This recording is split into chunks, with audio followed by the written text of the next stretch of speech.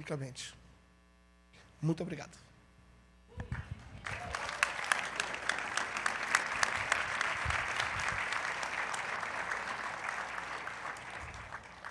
E aquele negócio de que uma mão faz, a outra não sai, nós enterramos agora, né? Tô brincando. Glória a Deus.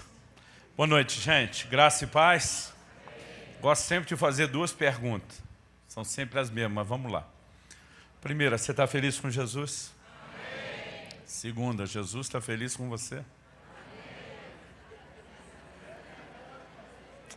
Essa segunda a gente não gosta nem de ouvir o que dizer responder. Quero acreditar que não é o seu caso. Glória a Deus. Antes de compartilhar a palavra, eu preciso fazer algo. É um compromisso que eu tenho sempre antes de pregar, gastar alguns minutinhos provocando as pessoas a lerem mais. Uma das frases que eu mais ouvi meu pai dizer dentro de casa foi: quem lê mais, fala melhor, pensa melhor, escreve melhor e vive melhor. Né? E sou muito grato, porque papai era daquele estilo velha guarda, old school.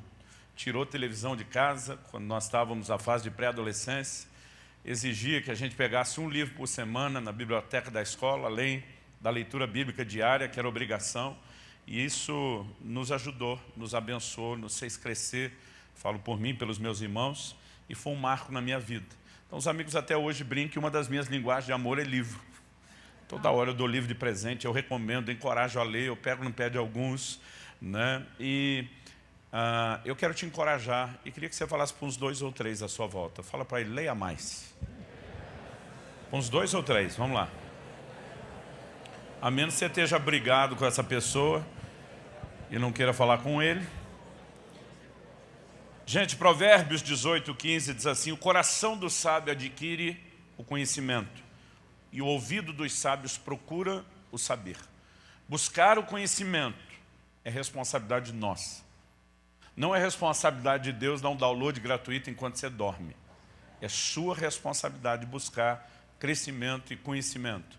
E hoje, como nunca antes, nós temos ferramentas assim que podem enriquecer o nosso ministério, né, nos orientar, trazer tanto esclarecimento. Eu vejo muita gente se movendo muito pouco na direção de algo que é muito importante, né? É o entendimento dos princípios, aquele tipo de conhecimento que não é só teórico, mas prático. E nós temos muitas ferramentas boas. Então, em relação à literatura, o encorajamento é geral, né? Em relação a tudo que você puder ler, obviamente as ferramentas de literatura cristã, a gente dá um destaque. Mas eu queria falar de alguns materiais que nós temos à disposição, né? Mas nós temos vários materiais que serão disponibilizados esses dias, não só pelos preletores. Tem uma livraria com materiais fantásticos ali.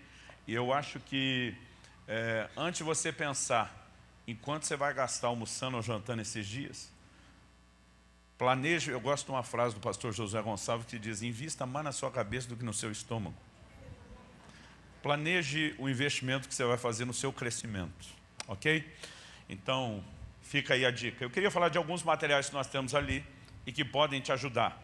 O material que me abençoou demais há quase 2 anos atrás, quando foi lançado aqui no Brasil, foi quase simultâneo o lançamento lá nos Estados Unidos e aqui. Foi o livro do John Bevere, um dos meus autores prediletos. É o livro Kryptonita, Como Destruir o que Rouba a Sua Força. Eu creio que esse livro é uma mensagem profética, de alinhamento não só doutrinário, mas de alinhamento profético para uma igreja que precisa entender que o que Deus falou através de Josué ainda está de pé. Santificai-vos, porque amanhã o Senhor fará maravilhas no meio de vós. Né? Outro dia um pastor falou para mim, não, eu acho que você está meio neurótico com esse assunto de santidade. Ele falou para mim. Né? Ele falou, até falo para o meu povo da importância, mas se quiser pecar, o problema é deles. Eu falei, aí que você está enganado. Quando Acã peca, o problema nunca é só de Acã. A conta é para todos nós. Nos primeiros 7 capítulos, ele fala só da visão corporativa. Se a gente entender isso, a maneira de lidar com o nosso rebanho precisa mudar. É um material fantástico. E se você levar esse livro hoje, só hoje ou enquanto durar o estoque, nós vamos te dar de presente um outro livro do pastor Luciano Subirá. Eu acho legal quando o jogador de futebol fala na terceira pessoa, assim como fosse outro, entendeu? Que é o livro Uma Questão de Honra, o Valor do Dinheiro na Adoração. Então, vai de encorajamento. Agora, No ano passado eu lancei um livro que eu tenho chamado de A Obra da Minha Vida. Esse aqui, O Impacto da Santidade. Compromisso profundo, resultados extraordinários. Nenhum dos 18 livros que eu publiquei até agora. Eu gastei tanto tempo estudando, orando, jejuando, pesquisando, né, lendo, consultando outros mestres, como eu fiz com esse material. Não por não entender que os outros não eram importantes, mas esse é um dos maiores encargos que Deus tem nos dado.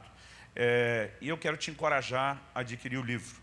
Né? Se você levar esse livro, do Impacto da Santidade, nós vamos te abençoar e dar de presente um outro, chamado Fora do Alcance das Crianças. A plenitude de Deus está esperando você crescer. No ano passado, acho que eu falei de maturidade aqui.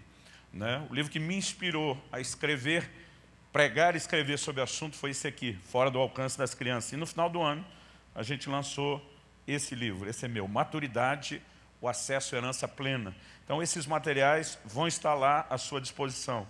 Ainda tem lá um outro livro que lançamos no ano passado também, Até que Nada Mais Importe. Como viver longe de um mundo de performances religiosas e mais próximo do que Deus espera de você.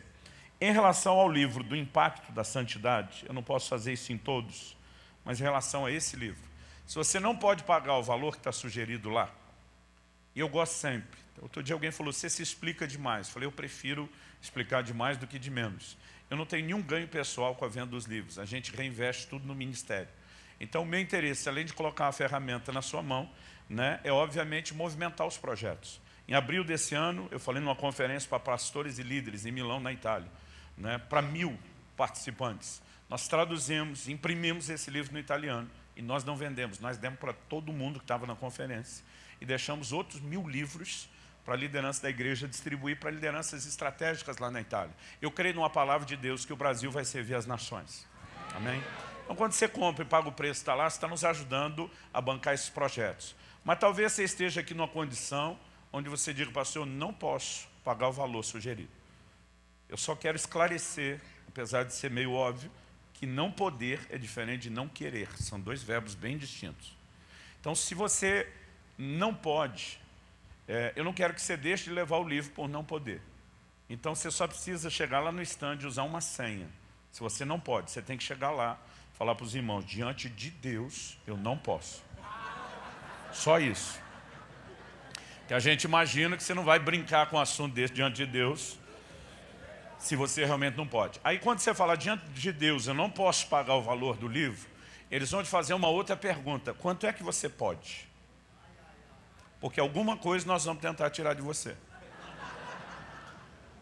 Então, se você, né, não pode dar o preço, faz a contraproposta, diga o que você pode, e nós vamos acreditar que você vai falar sério.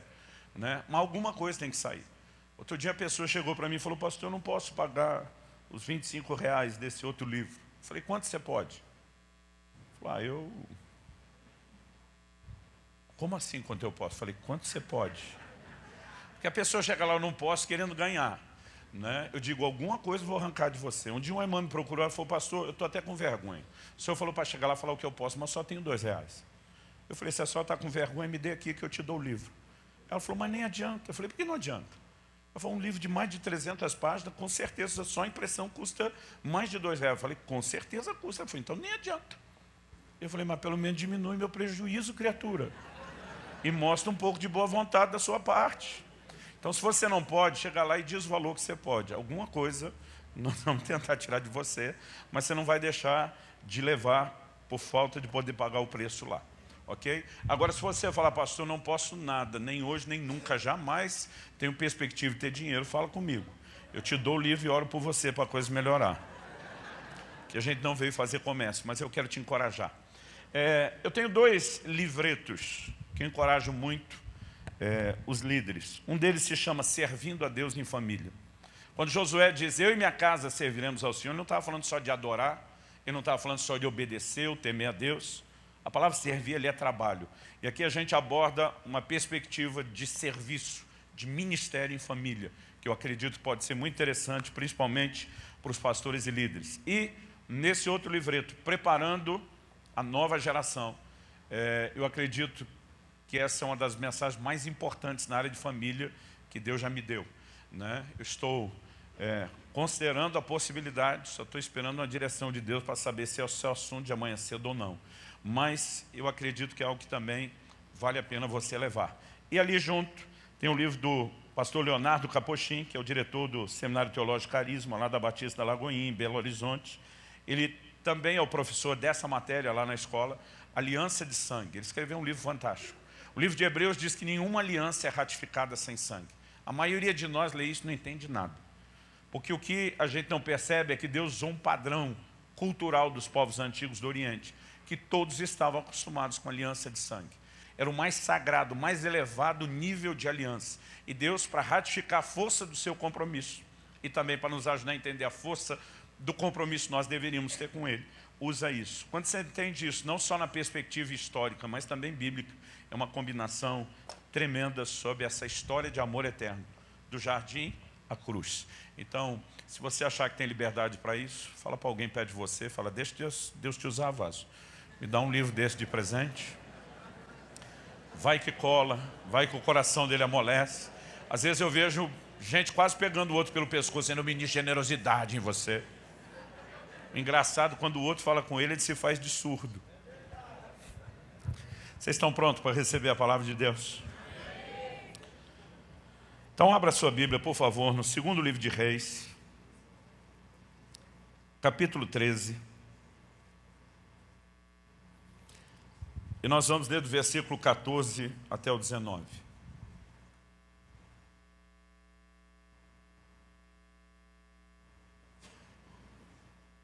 Segundo Reis, capítulo 13, do 14 até o 19. O texto sagrado diz assim: estando Eliseu padecendo da enfermidade de que havia de morrer, Jeoás, rei de Israel, desceu a visitá-lo. Chorou sobre ele e disse: meu pai, carros de Israel e seus cavaleiros. Então lhe disse Eliseu: toma um arco e flechas. E ele tomou um arco e flechas. E disse ao rei de Israel: retesa o arco. E ele o fez. Então Eliseu pôs as mãos sobre as mãos do rei e disse: abra a janela para o oriente. E ele a abriu. E disse mais Eliseu: atira. E ele atirou. E prosseguiu: flecha da vitória do Senhor, flecha da vitória contra os sírios, porque ferirás os sírios em Afeca até os consumir. Disse ainda: toma as flechas. E ele as tomou. Então disse ao rei de Israel: atira contra a terra. E ele a feriu 3 vezes e cessou. Então o homem de Deus se indignou muito contra ele. E disse: 5 ou 6 vezes a deverias ter ferido. Então feririas os sírios até os consumir. Porém agora só 3 vezes ferirás os sírios. Deixa esse texto aberto aí um pouquinho. Pela graça de Deus, os últimos anos eu tenho pregado bastante. A média normalmente chega a dar mais de uma por dia. Amanhã eu falo cedo aqui, à noite, num outro evento, num outro estado. Né? Esses dias alguém falou: pastor, eu tive impressão nessas últimas 2 semanas que você correu, né, um pouco. Eu falei: olha, se você chamar de correr um pouco em 15 dias, fazer 10 conferências e pregar em outras 7 reuniões, talvez eu tenha corrido um pouco. Eu falei para ele: eu fico muito animado por poder servir a Deus. A única dificuldade que eu sinto não é o fato de não ter mais 20 anos, é não lembrar mais o que eu falo onde. E eu falei com o Djalma, quero jogar a culpa nele, falei: Deus está me incomodando falar de um assunto que nem eu aguento mais, de tanto que eu já falei disso pelo Brasil. Eu falei: eu tenho quase certeza que eu falei disso aqui, minha memória pode estar me traindo. Ele disse que não. Mas o mais importante não é nem se a gente falou ou não, é seguir esse comando de Deus. E de alguma forma, eu acredito que nessa noite, diferente da minha característica que normalmente eu ensino, Deus quer nos levar para um ambiente profético de liberação, de ativação, de provocação. Então eu quero que você fique sensível ao Espírito Santo. Porque embora a gente vá fazendo uma aplicação generalizada, o Espírito Santo tem aquela capacidade de fazer aquela aplicação personalizada dentro de você, como ninguém mais. Então eu quero que você de fato creia, eu quero que você ore aí dentro e não só agora, dizendo: Senhor, eu quero receber da tua porção, eu quero ser tocado, ministrado, provocado pelo Senhor.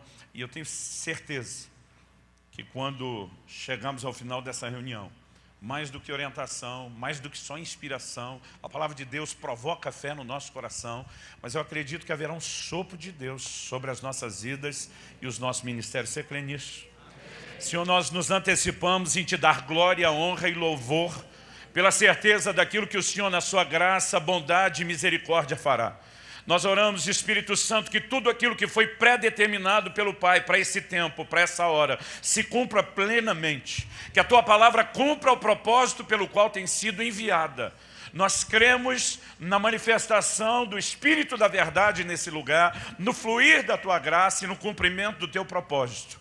E pela certeza disso, nós declaramos mais uma vez, nos antecipamos em Te dar glória, honra e louvor. Em nome do Senhor Jesus. Amém, amém.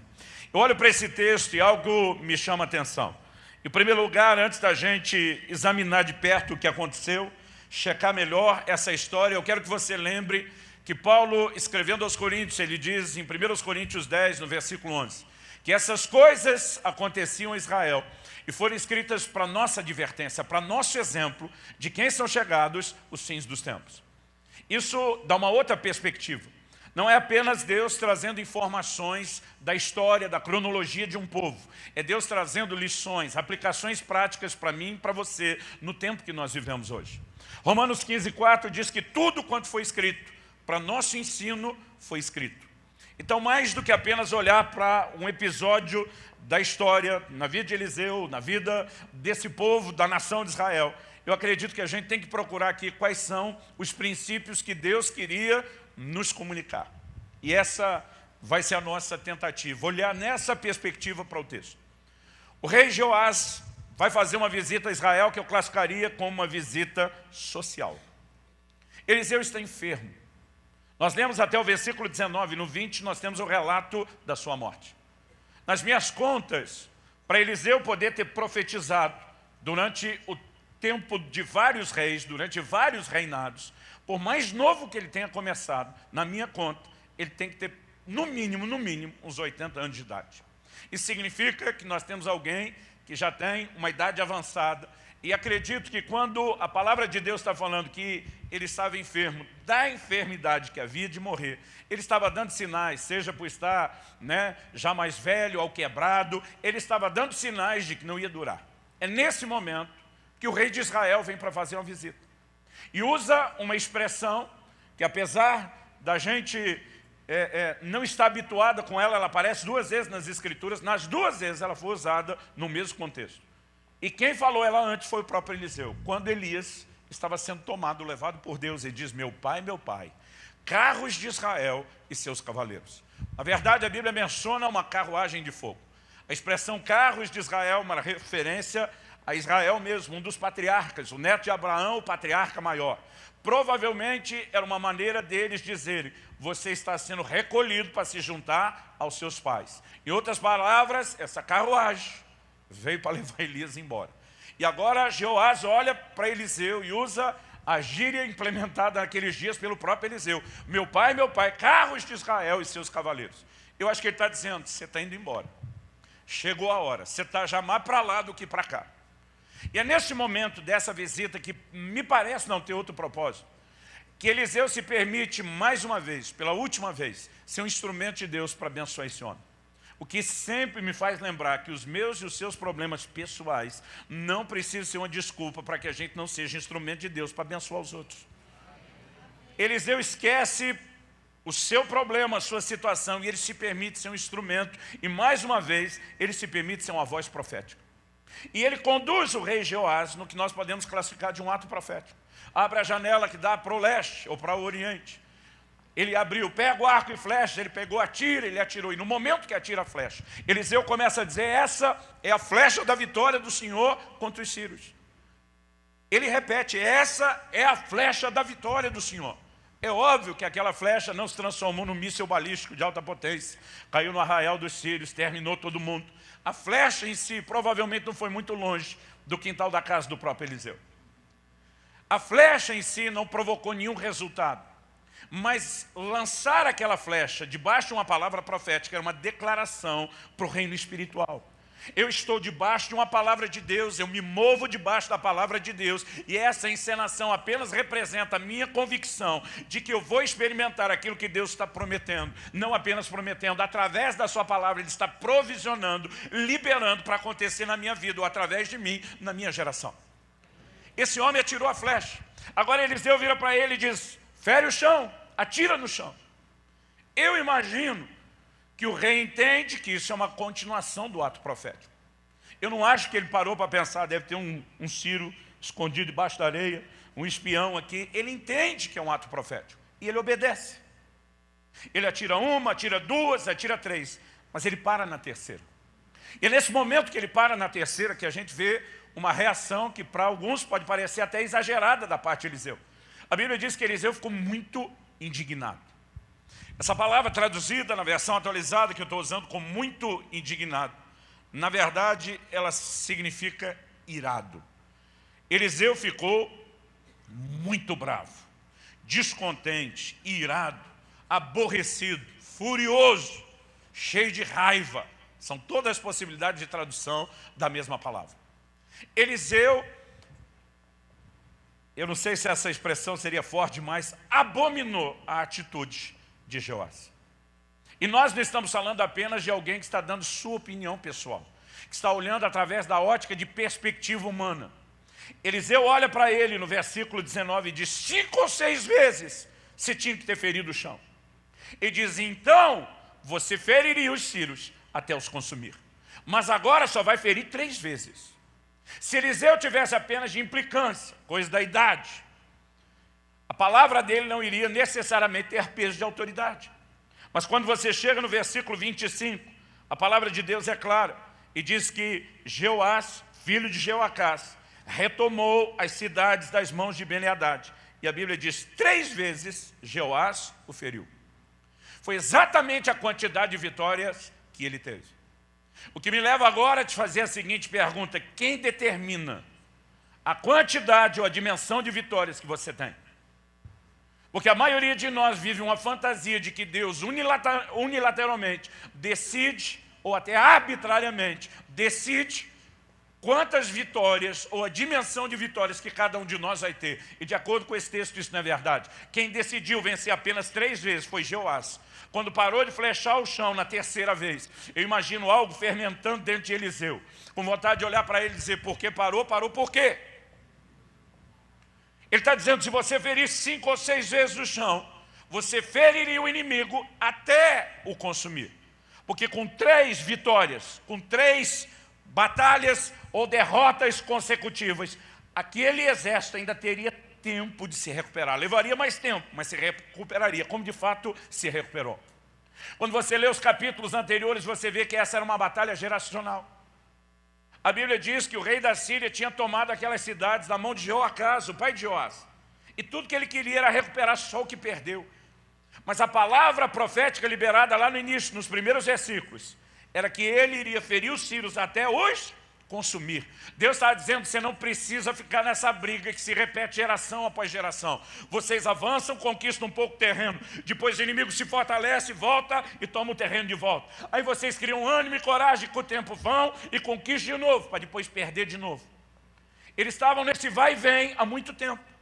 O Senhor está dizendo, eu quero resolver seu problema de uma vez por todas. Eu quero que você fira o inimigo. Literalmente Deus está dizendo, você pode acabar com a raça do inimigo e nunca mais eles vão te incomodar. Agora, ele tem um nível de promessa, uma dimensão de promessa, mas ele tem uma atitude de quem diz, não preciso disso tudo que o Senhor está prometendo. Eu me contento com algo menor do que aquilo que o Senhor está oferecendo. Basicamente, nós temos uma inclinação a definir as pessoas apenas pelos extremos. Ou nós olhamos para alguém e dizemos, esse tem fé para viver tudo que Deus tem. Ou nós olhamos para o outro e dizemos, esse não tem fé para receber coisa nenhuma. E o que às vezes a gente não para pensar é que tem um monte de gente que não está nem lá e nem do outro lado. Está vendo? Em algum lugar aqui no meio. Onde não é que ele é totalmente incrédulo, mas ele também não tem toda a fé que deveria. Nem sempre ele está olhando para uma dimensão de promessa de Deus e dizendo, vou correr, atrás disso eu vou até o fim. Ele diz, não, 5 ou 6 não é necessário. Na minha opinião, 3 está bom. Jeoás representa um time de pessoas que eu rotularia como os conformados. Gente que se contenta com algo menor do que aquilo que Deus tem. Esse homem não chegou pedindo para Deus fazer uma promessa. Eliseu é um instrumento de Deus, movido por Deus, inspirado pelo Espírito Santo, para apresentar uma dimensão de vitórias que era a vontade de Deus. Quando Deus faz uma promessa, Ele não está apenas com dó de você. Ele não está apenas tentando encorajar você, Ele está sinalizando que Ele tem propósitos. Ele está sinalizando que Ele tem uma vontade. Ele está sinalizando que Ele pensa num nível diferenciado. E quando Deus está fazendo uma promessa, Ele está dizendo, eu não quero fazer o que te agrada, eu não quero fazer a sua vontade, eu quero que você entenda qual é a minha e se una comigo em parceria, para que a minha vontade se cumpra ou se estabeleça. No entanto, Joás era alguém que se conformou com algo menor. Irmão, eu quero ser honesto com você.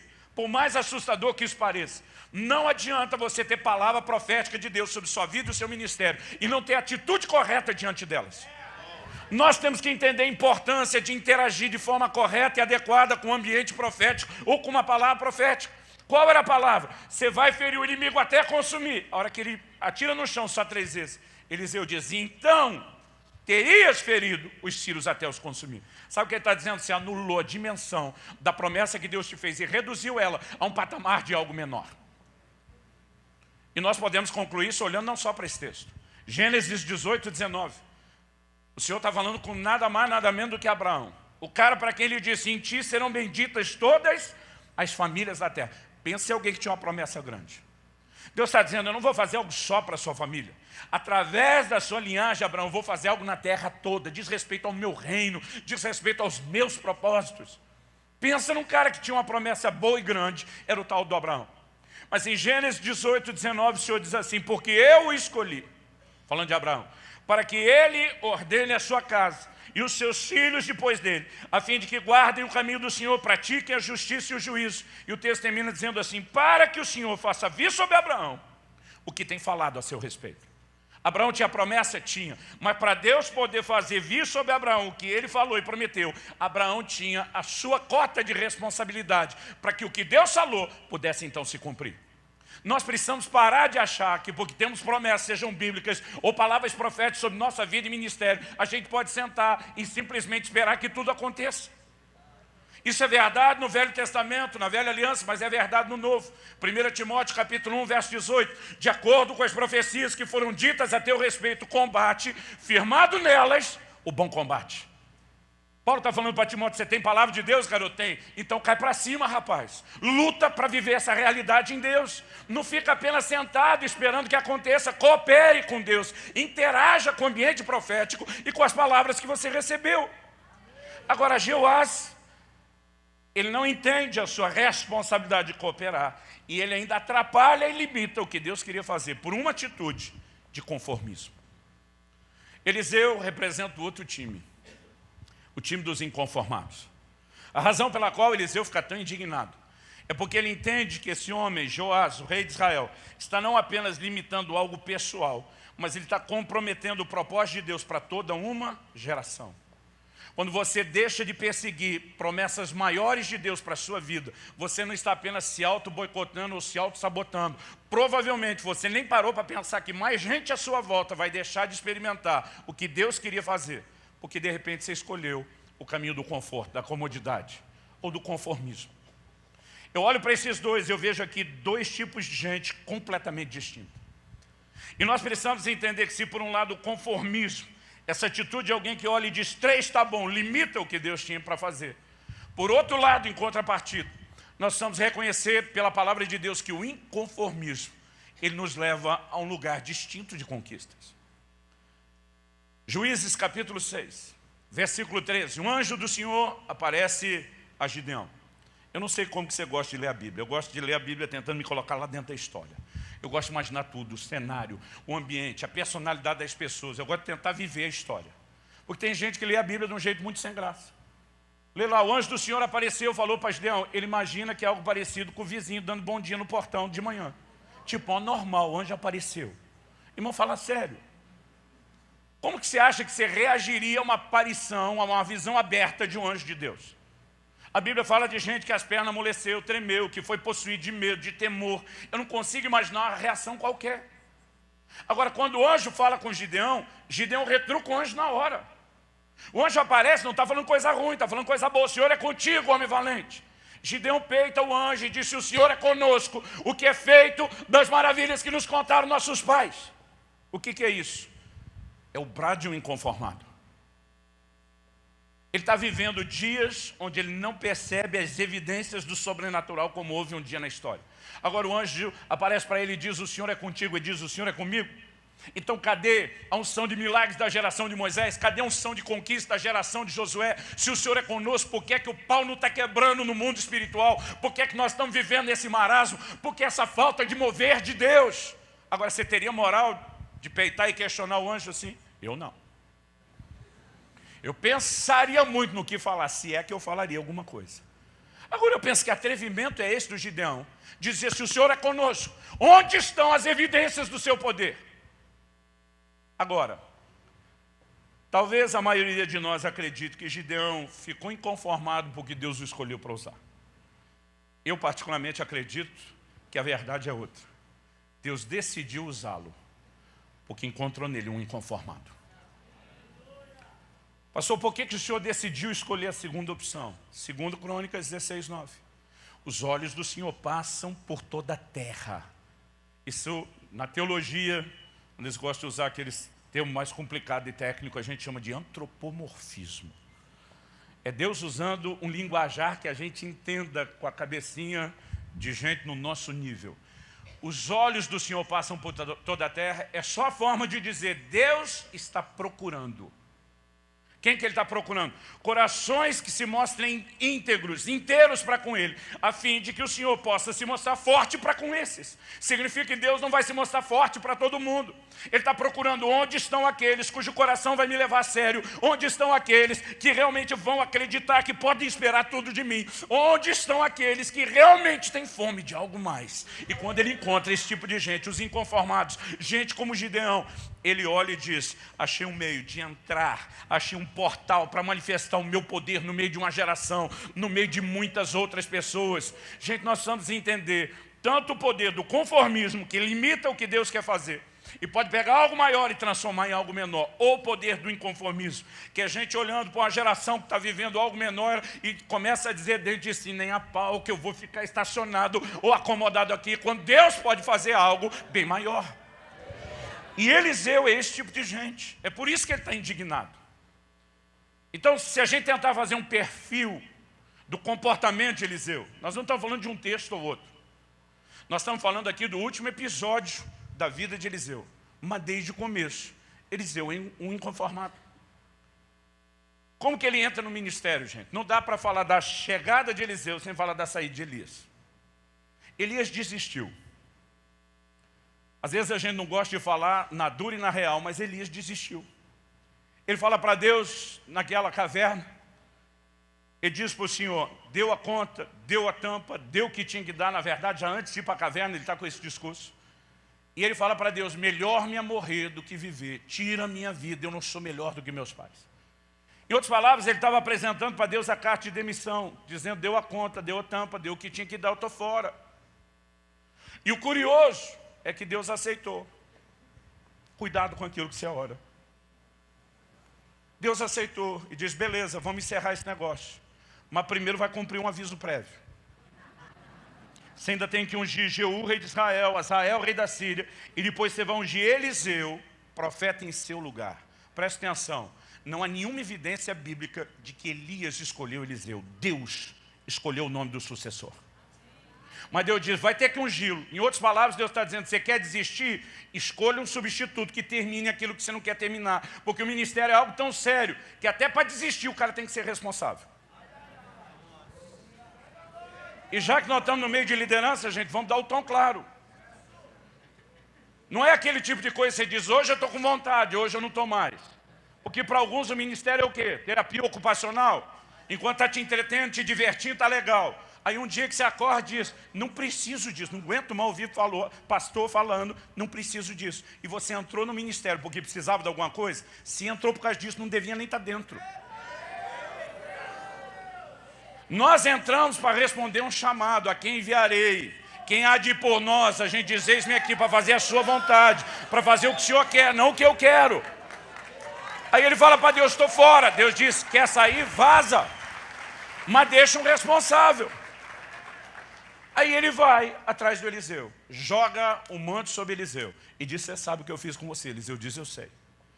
Eliseu está trabalhando. Aliás, você não vai ver nunca Deus chamando na Bíblia um desocupado. Nunca. Sempre Deus está atrás de gente ocupada. Porque quem não dá o melhor de si, nem no que é natural, não vai dar o melhor no ministerial, no espiritual, irmão. Isso é conversa. Não, eu estou fazendo nada porque eu estou treinando para fazer nada para Deus um dia. Na hora que ele joga a capa sobre Eliseu, ele diz, você sabe o que eu fiz com você? Eliseu diz, eu sei. Deixa eu despedir dos meus pais. Eu não sei se ele deu uma churrascada para fazer a festa, se foi um holocausto ao Senhor, mas eles terminam com um churrasco. E ele olha para Elias e diz, estou dentro. Irmão, começar um ministério do zero é um desafio. Mas substituir um cara do calibre de Elias, fala sério, isso teria assustado a maioria de nós. Por que você acha que quando Josué tinha que substituir Moisés, Deus tem que ficar falando para ele, não temas, não te espantes? Porque o menino estava apavorado. E quem não estaria? Você tem que substituir um cara como Moisés, que profetizava vindo no Messias, dizendo, Deus há de levantar um profeta semelhante a mim. Você imagina o cara dizendo, quando o Messias vier vai ser do meu nível. Aí alguém fala para você que está na pele do Josué, e agora você substitui ele. Hã? Agora, você não vê Deus falando com Eliseu a respeito disso, não temas, não te espantes.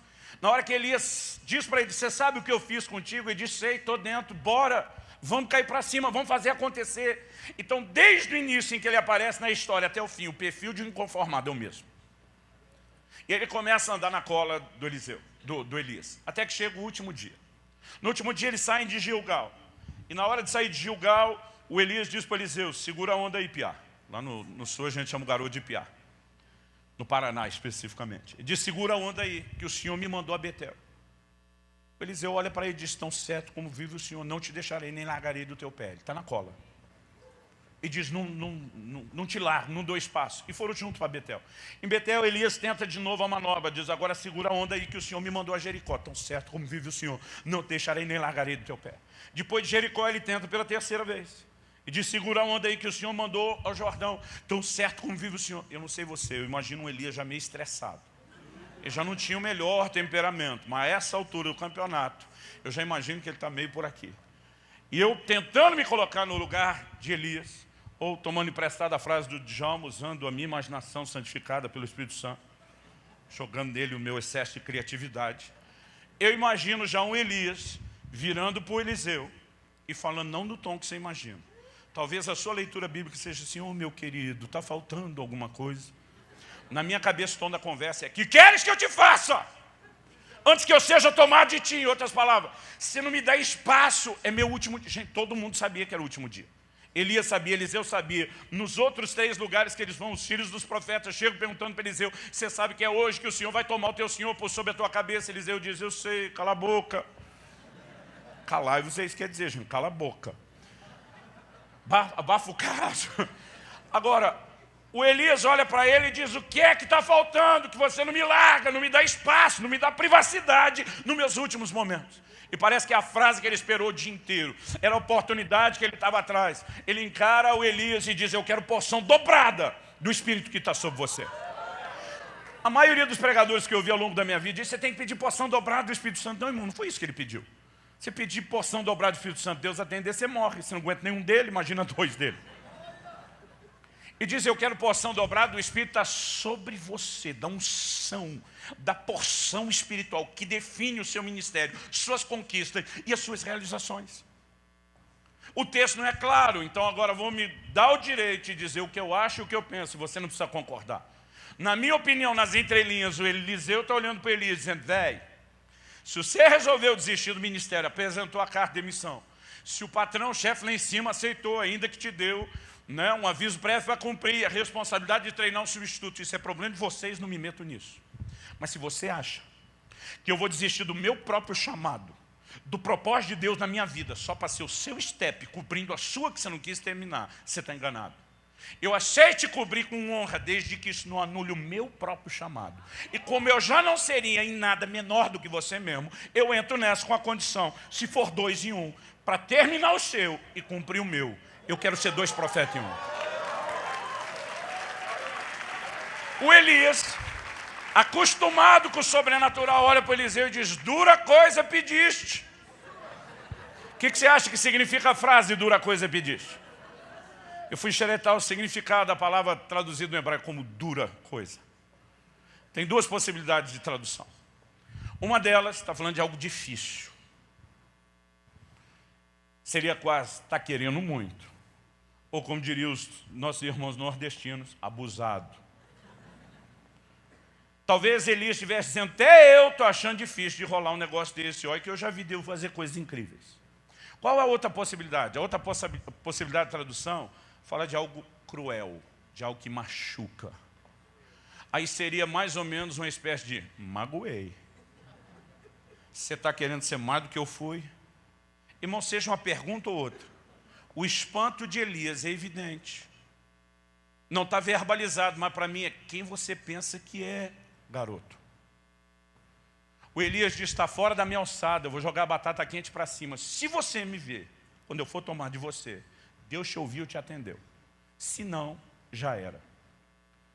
Aí os 2 passam o Jordão. Irmãos, eles não passaram o Jordão do jeito qualquer. A Bíblia diz que o Elias pega a capa, fere o Jordão e o Jordão se abre. Eu não sei como que você lê esse texto. Talvez você imagine: normal, passou como alguém atravessa a faixa de pedestre. Eu não consigo me colocar dentro da história e ver isso. Eu, no mínimo, se eu fosse Eliseu, para me segurar, para não pagar muito mico, eu passaria olhando para os lados, para o chão.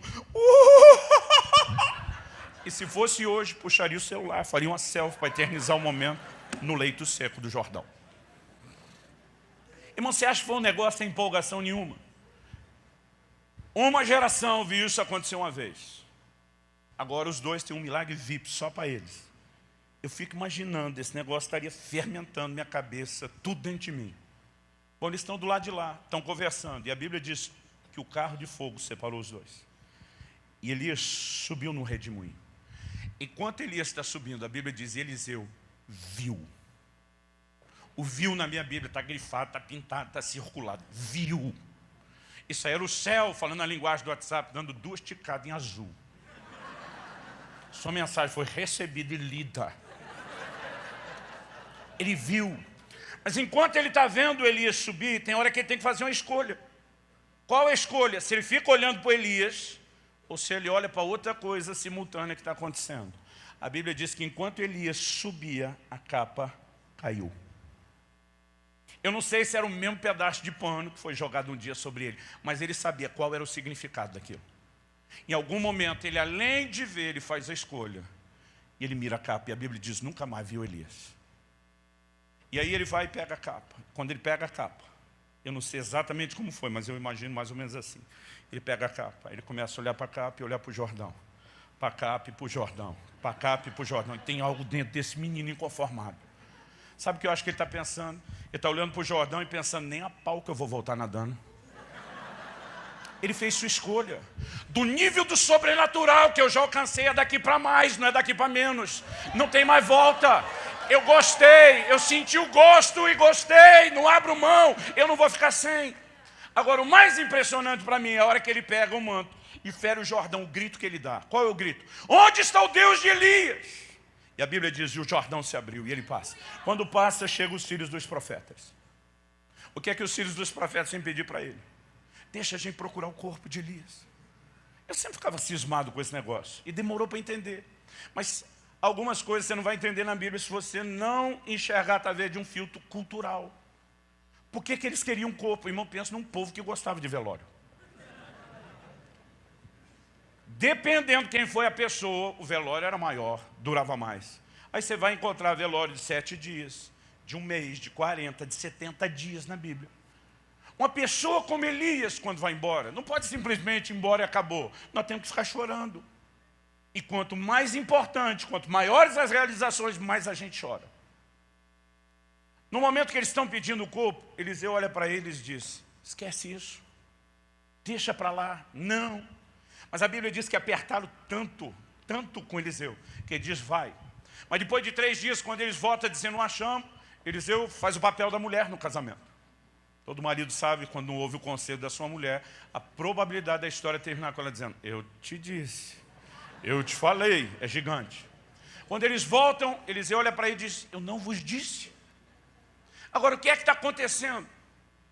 Esse povo tem um comportamento completamente distinto do de Eliseu. Antes de falar do de Eliseu, vamos falar do deles. Gente, até hoje, tem gente que vive chorando avivamento passado. Eu não sei porquê, de tempos em tempos, Deus traz alguns moveres, são cíclicos. Eles começam e terminam. Eu um dia encontrei um senhor, estávamos num ambiente, um mover do Espírito lindo, eu vi aquele homem assistindo a cena da frente, chorando, imaginei que ele está tocado com o que ele está vendo. E aí cheguei perto dele para ver o que estava acontecendo, ele olhou para mim e falou, você tinha que ter conhecido o movimento de renovação espiritual. E chorava. Eu falei, o quê? O movimento de renovação espiritual da década de 70. Chorava. Irmão, Deus chacoalhou a nossa nação na virada da década de 60 e o início de 70. Igrejas que nem sabiam que o Espírito Santo existia, o que era, começaram a ser visitadas, houve um mover. Deus chacoalhou a nossa nação. Eu nasci no finzinho de 72, eu não lembro nada disso. É só o que os outros me contam. Mas ele está chorando que parece um camarada num velório, sepultando alguém. Porque ele está preso no que aconteceu lá. Veio a década de 80 e o mover mudou. Quem já servia a Deus nessa época lembra. Nossa adoração mudou, gente. Não estou falando ainda da inologia, da liturgia, que isso levou mais tempo. Mas quem era crente na década de 80 lembra, a gente começava a adorar e uma glória manifestava que parecia que dava para pegar com a mão. A gente não tinha som bom como tem hoje, não tinha música e instrumento bom como tem hoje. Na verdade, o negócio era ruim, não é só que não era tão bom. E vou dizer para você, quando eu consigo perceber que está ruim, tem que estar muito ruim. Porque eu na música só dá o tônico, você pode dar todos os tons, é tudo igual para mim. Se eu perceber que alguém está desafinado, o negócio está trágico demais. E eu lembro que tinha uns lugares que a gente ia, eu pensava, Deus, só você para aguentar essa música. E nem eu estou aguentando. Mas a glória manifestava. Eram manifestações, eu lembro de reuniões, quando crianças, o temor de Deus caía sobre nós, as crianças, parece que dava para pegar Nilo com a mão. Aí veio a década de 90. Um mover de cura, sinais, prodígios, maravilhas, varreu a nossa nação. E nesse eu já estava grandinho o suficiente, eu nadei de braçada nesse mover. Irmão, foi extraordinário o que aconteceu na década de 90. Agora não me pergunte por que os moveres são cíclicos. Eles não permanecem sempre estáveis, não são os mesmos, não é toda hora a mesma coisa que acontece ou se repete. Mas o que Eliseu faz quando fere aquela água? Ele não pergunta, cadê Elias? Porque ele sabe que Elias foi embora para não voltar mais. A pergunta dele é, onde está o Deus de Elias? O que ele está dizendo? Elias foi embora, e daí? O Deus de todos os moveres continua conosco. Não importa se um ciclo encerrou, tem mais para acontecer. Não importa se um tipo de avivamento terminou, tem mais avivamento para acontecer. E é esse tipo de gente inconformada que Deus está atrás, esperando algo novo e não apenas chorando o que passou. Aquela turma queria ficar chorando o mover passado. Eliseu está dizendo, gente, bola para frente. A vida segue, o mover de Deus segue, o plano de Deus na terra segue, tem coisas melhores e maiores para acontecer. Você lembra de quando Esdras consagra o templo? Se não me engano, está em Esdras 3, de 10 a 13 mais ou menos. Se não for bem isso, está bem ali por perto. Quando ele consagra o novo templo, a nação foi para a Babilônia, 70 anos de exílio, agora voltaram. Reconstruíram o templo. No dia da festa da inauguração do novo templo, a Bíblia diz que tinha dois grupos na multidão, fazendo dois tipos de barulhos. Um grupo eram os jovens, e a Bíblia diz que a voz e o alarido dos jovens era uma voz de júbilo. Por quê? A moçada estava empolgada, sonhando com o que Deus faria na geração deles. Aquela turma nasceu e cresceu no exílio. Eles não viram o glorioso templo de Salomão. Eles apenas ouviam histórias, mas agora, pela primeira vez, eles estão diante da possibilidade de imaginar a Shekinah, a glória de Deus enchendo a casa, o culto, a adoração. E eles estão empolgadíssimos. Voz de júbilo. Agora, do outro lado, a Bíblia diz que tinha um outro grupo. Quem era o outro grupo? Os velhos. E a Bíblia diz que o barulho deles concorria com o barulho dos jovens. Mas o barulho deles não era de júbilo. A Bíblia diz que eles levantaram uma voz de choro. O que significa esse choro? Consciente ou inconsciente, eles estão olhando para a nova casa e dizendo, nunca que isso vai ser tão boa quanto foi a nossa. Vocês, avivamento bom foi o nosso. Templos suntuosos, extraordinários foi o nosso. E eu quero dizer para muitos de vocês da velha geração, para de botar água no mingau da nova geração. Se o que você viveu foi bom, você imagina o que é que está para acontecer? É para esse grupo de velhos chorando que Deus levanta Ageu para dizer: ei, a glória da última casa será maior do que a primeira. Deus está dizendo: vocês acham que eu me aposentei? Vocês acham que eu não tenho nada de bom mais para fazer? O que está para acontecer será maior do que o que aconteceu. Deus está dando um chega junto nos velhos, dizendo: para de chorar mover passado. Tem mover novo para ser vivido. Tem mover novo para ser celebrado. O Brasil ainda não viu o que Deus vai fazer, o que o Espírito de Deus fará com a igreja. E está na hora de nós começarmos a olhar para frente e dizer para a nova geração: vocês vão mais longe, vocês vão experimentar mais. Chega dessa conversa mole de que avivamento bom foi o nosso. A gente estava só treinando, a parada mesmo ainda vai acontecer. Agora, Eliseu é esse tipo de gente do começo ao fim. Esse é o comportamento de Eliseu, que Eliseu me ensina. Que eu e você temos que ser esse tipo de gente, está sempre pensando mais, esperando mais. Terceiro e último lugar. Primeiro falamos do poder do conformismo e inconformismo. Depois do perfil do inconformado, está sempre pensando mais. Mas em terceiro e último lugar, o que Eliseu me ensina, com essa pegada e atitude dele, é que muitas vezes eu e você teremos que fazer uma escolha de deixar para trás o bom, se nós queremos entrar no melhor.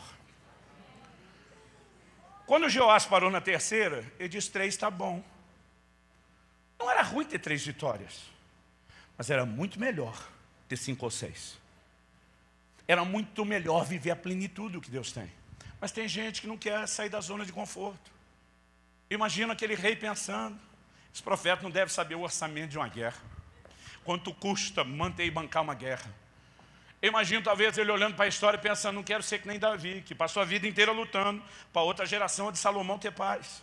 E esse é o problema da maioria de nós. Nós não queremos pagar o preço e construir nada para a próxima geração. A gente só está pensando naquilo que nos interessa. Esse cara pensou: eu acho que dá para fazer um nome, dá para ganhar moral, dá para ter uma vida tranquila. E depois de 3 vitórias, essa turma, se recuperar, vai dar problema para a próxima geração, não para mim. E tem muita gente que está atrás do que é interessante para ele. E ele estaciona no bom, quando poderia entrar no melhor. Segundo Reis, capítulo 4, a Bíblia fala de uma mulher. Quanto tempo eu tinha? Já está no começo do fim, que é uma coisa relativa. Segundo Reis, no capítulo 4, uma viúva procura Eliseu. Viúva de um dos filhos dos profetas. Ela diz: ó, teu servo morreu, não deixou seguro de vida, não fez previdência, nem a privada, nem a falida. Não deixou dinheiro guardado, deixou uma dívida. Agora os credores estão aí para levar meus filhos como escravos. O que você acha que essa mulher foi pedir para Eliseu? Você acha que ela queria consultoria financeira? Ela queria alguém que se levantasse para dizer: nós vamos trazer intervenção do céu. E Eliseu, que é desse inconformado, irmão, sempre está tentando achar um meio, uma porta de entrada para o sobrenatural. Eliseu só olha para ela e diz: o que é que você tem em casa? Traduzindo: pelo que nós vamos começar? O que é que tem aí que já dá para começar? Aí a mulher fala com muita crente, hoje em dia falaria. Sempre está achando que o que Deus deu para eles é pequeno demais, é insuficiente, que não dá para nada, que não é coisa nenhuma. Ah, tua serva não tem nada, a não ser um pouco de azeite na botija. Ele diz: é um bom começo. Bora partir daí, mulher. E aí Eliseu dá uma instrução e diz para ela: vai, pede vasilhas vazias. Presta atenção no vazias. Não poucas. Vai, pede emprestado para as tuas vizinhas, para as tuas amigas. Consiga o maior número de vasilhas e se certifique de que cada vasilha tem o maior espaço possível dentro delas. Por que ele está dando essa orientação? Porque quem determina a quantidade de azeite não é Deus. É você quando decide quantas vasilhas vai trazer e quanto espaço tem dentro delas. Nós precisamos parar de terceirizar a responsabilidade para Deus. Deus não fez mais porque não quis. Eu fico imaginando Deus olhando lá do céu, dizendo: crente, vocês merecem ser estudados pela NASA. Ele está dizendo: eu quero fazer mais. Vocês se contentam com pouco e depois reclamam que eu não quis fazer mais. Eliseu está dizendo para essa mulher: você é o limite. O limite não está em Deus, o limite está em você. Está no tamanho da sua fé. Agora, além de falar de fé para a quantidade de vasilha, e nós mexemos nisso daqui a pouco, deixa eu aproveitar outra coisa. Nós precisamos entender, gente, o propósito dessa rede? O propósito dessa rede não é criar uma denominação, não é dar para você cobertura e paternidade, é fomentar relacionamentos. Porque nós precisamos de relacionamentos. E nós precisamos entender a importância de relacionamento. Tem uns crentes, se estivesse no lugar dessa mulher, ia conseguir 2 ou 3 vasilhas só. Porque eles vinham fechando tudo quanto é porta de relacionamento. E na hora que precisasse, não ia rolar o que Deus queria fazer na vida dessas pessoas através de outros. Nós precisamos entender a importância disso. Não fique esses dias só na mesma panelinha. Conecte com mais gente, converse com mais gente, conheça mais pessoas. Entenda a importância dos eventos regionais, que tentam conectar a gente que está vivendo a mesma realidade. Nós precisamos valorizar isso. A outra coisa que Eliseu fala para essa mulher, traga todas as vasilhas, ponha na sua frente e diz, e fecha a porta sobre você e os seus filhos. Nós temos uma nova geração que precisa reaprender a declaração de Jesus. Entra no teu quarto, fecha a tua porta e fala com o teu pai que está em secreto. Irmão, nós estamos buscando só ferramentas naturais. Eu não sou contra elas. Aprenda gestão, aprenda administração, aprenda linguagem, de tudo que você puder, inclusive de motivação. Mas não esqueça que o ministério é sobrenatural. Não adianta você se encher só de ferramentas naturais, o que você vai conseguir fazer é o que talvez um ímpio faria. É o seu limite. Nós precisamos entrar num lugar em Deus, onde algo seja provocado. Quando Ele está dizendo, fecha a porta sobre você e os seus filhos. Irmão, eu amo os ambientes proféticos, as reuniões dos grandes moveres. Mas as maiores manifestações de Deus na minha vida não foram geradas nesse ambiente, foram geradas no secreto, no lugar da oração. É lá onde a gente vai resolver as maiores tretas. E nós precisamos voltar para esse lugar. Por que eu estou mencionando isso? Tudo que Eliseu está falando para essa mulher tem um simbolismo. Não é só a literalidade e a praticidade da orientação, mas tem uma carga simbólica. E estou dizendo isso porque Eliseu chega num ponto que ele fala para a mulher algo que desde a minha adolescência me deixava perturbado, bolado. Ele diz, você vai colocar as vasilhas todas na sua frente, todas elas na sua frente. Aí você pega lá a sua vasilha e vai, e começa a derramar na primeira. Aí você vai derramando, derramando, derramando. Ele já estava sinalizando que ia multiplicar o azeite que ela tinha. Ele diz, mas quando a primeira estiver cheia, para de derramar. Tira ela da sua frente, põe para trás. E aí você vai para a segunda. Vou ficar pensando, sério que o Eliseu falou isso para a mulher? Quer dizer, Deus, Eliseu achou o que dessa mulher? Que ela sofreu de um retardo mental. Se ele não diz, a hora que estiver cheia, para, ela ia continuar a tarde inteira derramando, e o óleo transbordando, e enchendo o chão da sala dela de óleo. Eu digo, desnecessário explicar que a hora que encheu tem que parar. Mas o Espírito Santo falou comigo aquele dia. A menos que o que ele esteja falando para ela não seja meramente natural. Foi aí que eu comecei a perceber um padrão, que há uma figura, ilustração profética para cada detalhe. Eliseu está dizendo para essa mulher mais ou menos o seguinte, revelação é algo difícil de explicar, porque o que você entende de fração de segundos, às vezes com horas você não consegue explicar. Eu vou tentar meu menor resumo. De repente eu entendi que o que Deus faria na vida daquela mulher não era um grande milagre, era uma sucessão de vários milagres. Cada vasilha era um novo milagre. Eliseu está dizendo, quando Deus tiver feito o primeiro, tira da sua frente e põe para trás. Por quê? Porque nós precisamos aprender a tirar os olhos do que Deus já fez e focar no que Ele quer fazer. Ele está dizendo, não deixa na sua frente. Se você ficar olhando isso, irmão, eu imagino que alguns crentes não iriam além da primeira. Você tem algo que não enche a primeira vasilha, continua lá na primeira vasilha, agora encheu a outra. Imagina os crentes já dando aquele chilique espiritual. Aleluia! Glória a Deus! Imagina, isso aqui é pesado? Quebra? Não. Imagina eles pegando aquele negócio, meu Deus do céu! É o azeite do milagre, o azeite do milagre. Aí vinha os vizinhos assim, deixa, não, toca! Ele não ia partir para outra. Você acha que ia vender o azeite para pagar a dívida? É ruim, ninguém ia tocar naquilo. Consciente ou inconsciente, a pessoa estaria dizendo o quê? Isso é um troféu. Nunca mais vai rolar outra dessa na vida. Isso aqui acontece de geração em geração e olhe lá, pegou, pegou, não pegou, dançou. E é esse tipo de gente que se contenta com algo menor do que o que Deus já sinalizou que vai fazer, que estaciona no bom. Eliseu está dizendo, pega o que Deus já fez, bota para trás. Onde você vai focar? No que ele ainda precisa fazer. Mas depois que ele fizer o próximo, põe para trás e vai para a terceira. E quando ele fizer, põe para trás e vai para outra. Não olhe para o que já aconteceu. Foque no que Deus ainda quer fazer na sua vida e no seu ministério. Irmão, me ajuda a entender a psicologia de alguns pastores. Começa a igreja, sangue nos olhos, faca no dente, vamos ganhar alma, vamos saquear o inferno, daqui a pouco está 200, 300, 400 pessoas. Aí o pique dele para. Já garantiu o salário dele, as contas já estão pagas com 400 pessoas, e aquele negócio de vão ganhar o mundo sumiu. Eu olho para alguns e digo, era o reino de Deus que você queria implantar ou era o seu? Garantiu o seu lado, tá bom? O inferno não está mais engolindo um monte de gente, não precisa mais da sua dedicação. Alguns de nós estacionamos em níveis de conquista que são muito inferiores ao que Deus sonhou. Está na hora de você olhar e dizer, isso que era a minha realização. Deus está dizendo, pega e bota para trás, já foi. Tem mais para acontecer. Quem está entendendo, diga amém. Josué capítulo 13, verso 1. Josué já está velho. E aí Deus fala com o velhinho de um jeito que eu não achei gentil. Deus olha para o velhinho e diz, ei! Irmão, eu queria que Deus aplaudisse o velhinho. O livro de Josué é um livro de conquista, 31 reis abatidos, vencidos de forma gloriosa, sobrenatural, não se repete estratégia. O cara é um conquistador. Eu queria que Deus estivesse aplaudindo o cara, dizendo, valeu, Josuézão, tu é o cara, ninguém nunca fez o que você fez. 70%, 80%, a Bíblia não dá o percentual, mas a maior parte da terra tinha sido conquistada. Sabe o que Deus fala para Josué? Capítulo 13, verso 1. Ei! Ainda há muita terra para conquistar. Sabe o que Deus está falando para o velhinho? Por que parou? Parou por quê?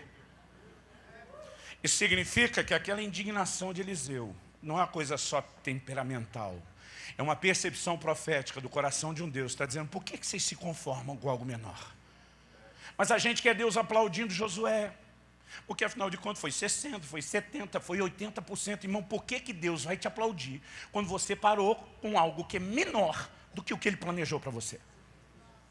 Quando você parou dizendo está bom, você está pensando o que está bom para você. Quando Deus está lá gritando, ei, tem muita terra para conquistar, Ele está pensando o que é bom para Ele. Ele diz, não é apenas o reconhecimento da sua liderança, Josué, é o meu propósito em jogo na terra. Agora, quando está bom para você, mesmo não estando bom para mim, você para. Deus está atrás de uma geração de inconformados, que diga, não importa quanto Deus já fez, não é hora de parar, nós vamos entrar num lugar distinto, nós vamos avançar para conquistas maiores, nós não vamos estacionar, não é hora de aposentar, não é hora de parar de sonhar. Quem está entendendo, diga amém. Vamos ficar em pé para parecer que está acabando. Nós precisamos orar.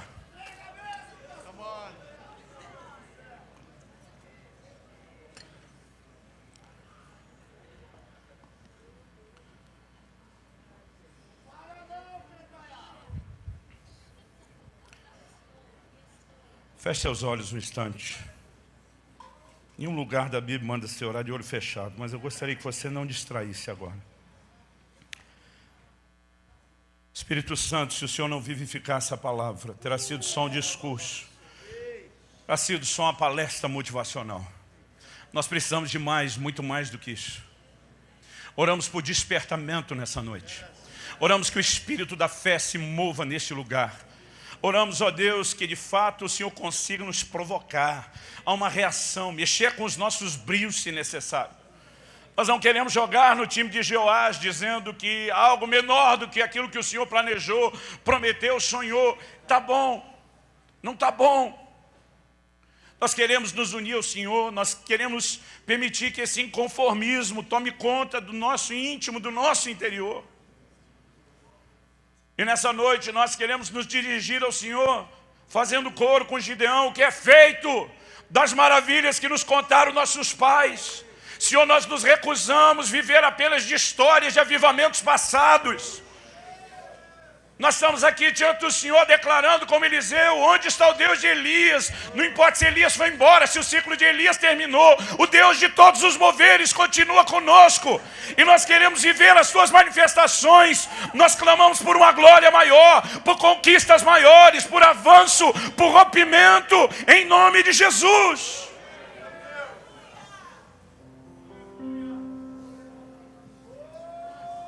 Nós queremos nos arrepender diante do Senhor. Porque muitas vezes temos desprezado o teu plano, o teu propósito e a percepção do seu coração, apenas porque algo pareceu agradável e suficiente para nós. Não entendemos que não estamos apenas sabotando a nós mesmos. Muitas vezes estamos sabotando o seu propósito para uma geração. E nós não queremos isso, Senhor. Não queremos limitar o que o Senhor tem, nem em nós e nem através de nós. Abre os nossos olhos. Abre os nossos olhos. Espírito Santo, você é chamado de um Espírito da fé. Sopra nos nossos corações hoje. Reaviva a medida de fé que o Senhor tem concedido a cada um. Traz não apenas a lembrança das promessas que ainda não se cumpriram. Ajuda-nos a lembrar que o Senhor não nos deu espírito de medo e sim de ousadia. Pai, eu oro que sonhos e promessas que caíram no esquecimento sejam vivificados nesses dias de conferência. Que esse seja um ambiente de ativação. Que os céus se abram nesses dias.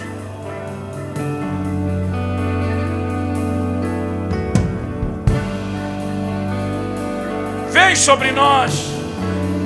Vem sobre nós, Senhor. Clamamos em nome de Jesus.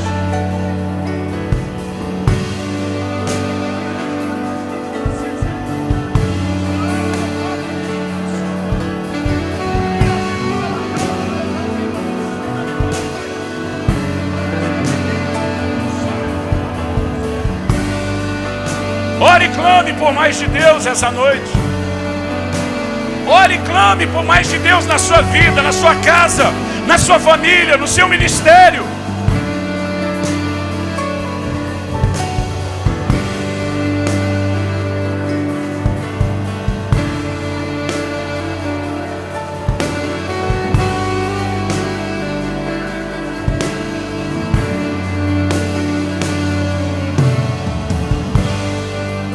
Vem, Espírito Santo.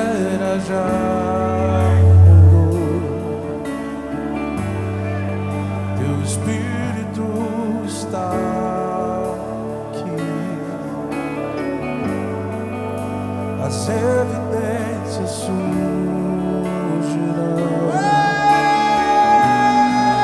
Teu Espírito está aqui. A atmosfera já mudou. Teu Espírito está aqui. As evidências surgirão. Teu Espírito está aqui. Flua neste lugar, transborda o teu amor que nos envolve. Não pare de orar, não pare de orar.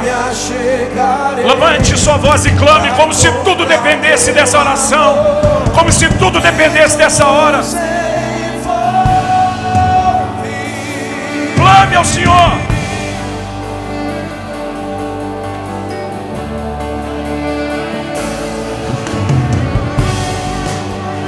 A atmosfera já mudou. Teu Espírito está aqui. As evidências surgirão. Teu Espírito está aqui. Flua neste lugar, transborda o teu amor que nos envolve. A ti me achegarei pra encontrar teu amor que nos envolve.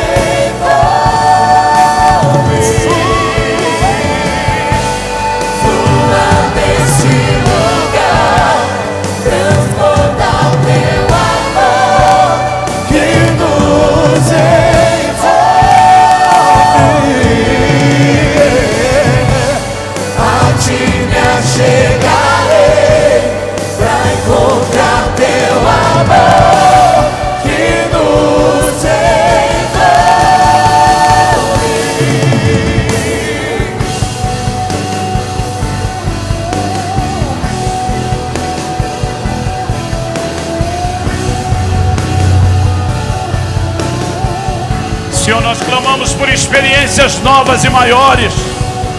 Nós oramos por dias de rompimento. Nós oramos por mais do que a escolha e a decisão de cada um. Nós oramos por aquela combinação, pela química explosiva da decisão no ambiente profético. Eu oro que meus irmãos e irmãs não flechem o chão apenas 3 vezes, nem essa noite, nem esses dias. Eu oro que nesses dias de conferência eles tragam cada vez mais vasilhas, com espaço nas vasilhas, esperando mais, esperando mais. Que venham os dias de avanço. Reaviva sonhos. Reaviva sonhos e promessas. Nós clamamos em nome de Jesus. Em nome de Jesus. Em nome de Jesus. A terra clama, a terra chama, chama, chama. Mais uma vez queremos ver o céu descer.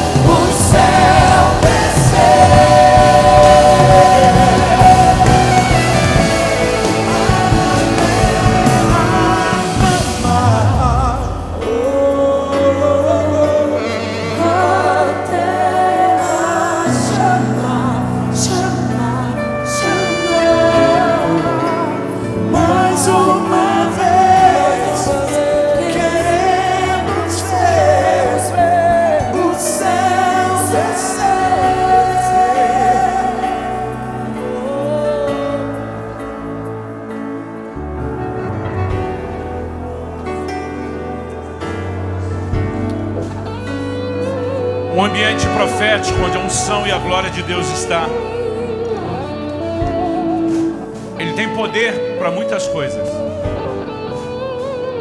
Às vezes a gente pensa naquilo que Deus liberou só em termos de bons resultados.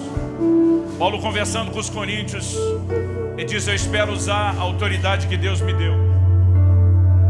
Ele diz para edificação e não para destruição. Sabe o que Paulo está dizendo? A autoridade não corta só para um lado, ela corta para os dois. Ele está dizendo: se vocês acham que independente da atitude de vocês para com a autoridade que Deus me deu, que as coisas vão rolar só para o lado bom, vocês estão enganados. Paulo diz: vou fazer de tudo para garantir que a outra parte não aconteça. Mas ele está nos ensinando uma verdade. Se num ambiente profético como nesses dias, um ministério pode ser ressuscitado, outros podem ser definitivamente sepultados. O Espírito Santo me falou de gente que entrou aqui dizendo: Senhor, eu vou desistir do ministério. E quando ele falou isso, pensei: o Senhor vai me mandar dizer que o Senhor deu a resposta para ele não desistir. O Senhor disse: não, estou te mandando dizer que se ele continuar falando isso, eu tiro ele de vez. Irmão, você acha que você está fazendo um favor para Deus? E que dependendo do seu humor, Deus merece ou não merece o favor? Está na hora da gente crescer. Ministério não é para os fracos, não, gente. Está na hora da gente crescer em Deus. E parar com esse jogo emocional. Enquanto você tem esse tipo de atitude, você está diminuindo muito aquilo que Deus sonhou. Eu não aguento mais ver pastores que só reclamam do ministério, do chamado. O que você acredita do ministério? Que um dia Deus acordou decidido a azarar a sua vida, te chamou para o ministério e disse: sofra, miserável. O livro de Hebreus diz: ninguém toma para si essa honra, a não ser aquele que é chamado por Deus. O ministério é honra, e é assim que nós temos que olhar. Agora deixa eu te dizer, você não está interessado no que Ele te deu? Tem gente sabendo que pode ficar com a parte dele e a sua. Tem gente que nem Jacó dizendo para Esaú: vai desprezando o que você tem, eu pego o meu e o seu. Tem gente que nem Eliseu dizendo para Elias: quer desistir? Vaza, eu vou ficar com a minha parte e a sua. O que Deus quer fazer na terra, Ele fará com ou sem você. Mardoqueu disse para Esther: se você se calar agora, de outra parte se levantará socorro e livramento. Quem vai perder é você, Esther, não é Deus. Agora, se nesses dias a gente ajustar a nossa atitude no ambiente, então, em vez de sepultar definitivamente o ministério, nós podemos permitir que ele seja ressuscitado, que ele seja revitalizado. Mas eu não vim aqui só te encorajar. Eu vim aqui chamar alguns de vocês a um lugar de arrependimento. É gente que ainda está aborrecida com Deus, com inveja de outro. Irmão, deixa eu te dizer, você dá 3 flechadas e depois reclama com Deus que só teve 3 vitórias. Tem coisa que você não vai escolher. Se você me perguntar se eu queria viver o ministério do ensino que eu vivo hoje, não. Desde adolescente eu queria ser um evangelista. Se você me perguntar se eu queria ser pastor, dizer para todo mundo que a última coisa que eu seria na minha vida era um pastor. Estou há 25 anos e meio no ministério pastoral. A gente não escolhe só o que a gente quer. Mas dentro de coisas que Deus escolheu e dons, ministério, Ele escolhe, não é você que escolhe. Você decide até onde você vai. Aí você decide, querendo ou não querendo ser um pastor, se você vai ser um medíocre ou se você vai fazer diferença. Se você vai estacionar num nível qualquer. Eu não estou nem falando do tamanho da igreja, estou falando do tamanho das suas conquistas, do nível da sua unção, de como Deus pode se manifestar através de você.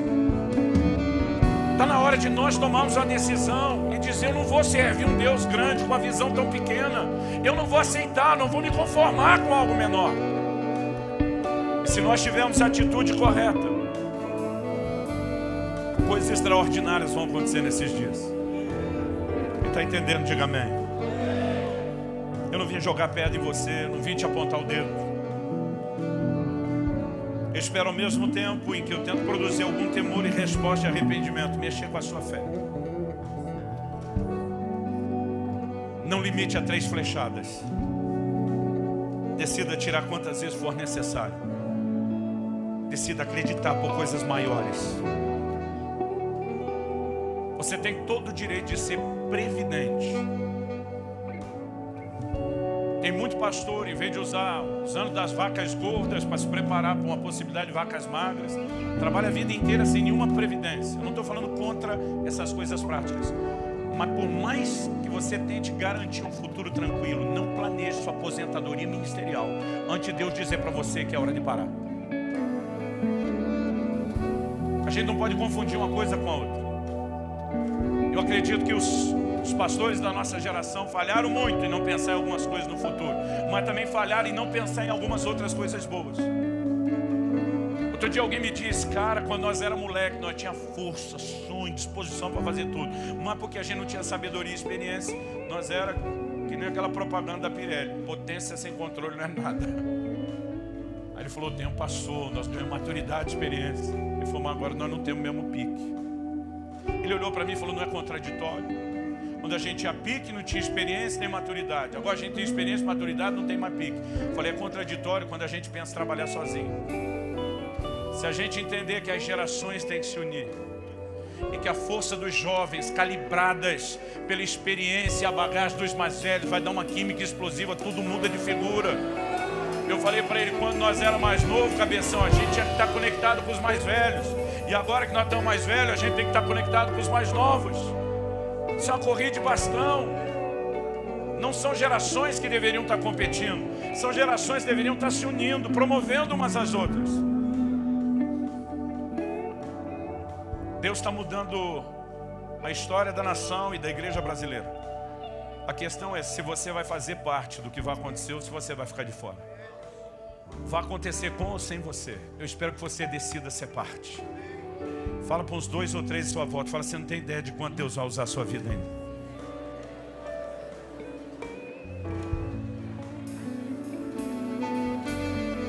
Aleluia. Glória a Jesus. Glória a Jesus.